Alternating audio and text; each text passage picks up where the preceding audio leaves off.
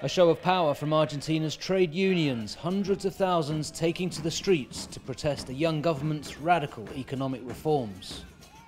We are very sad with the new government because barely a few days after taking office, they're implementing fierce austerity measures that hurt us and retirees. Far-right President Milei is pushing forward with a mega decree and omnibus bill. Together, they would introduce sweeping reforms that aim to deregulate the economy and could see state-run companies privatized, moves the government says are necessary after years of overspending. Strike action was held across the country.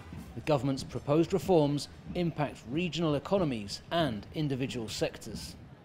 Less than 2 months into his presidency, Javier Milei has already faced his first national strike, the first called by trade unions since 2019. Medical workers say they are already feeling the impact of austerity measures, and the proposed laws would increase the costs of medicine. In the health sector, we see that there are several aspects of the reforms that hurt workers, but also patients too.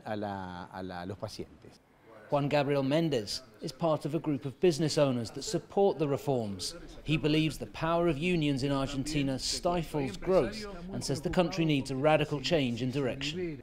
We have to try a different type of government that will bring in changes. Then we have to give it time. We have had previous economic experiences which have hurt Argentina a great deal. We have to think differently.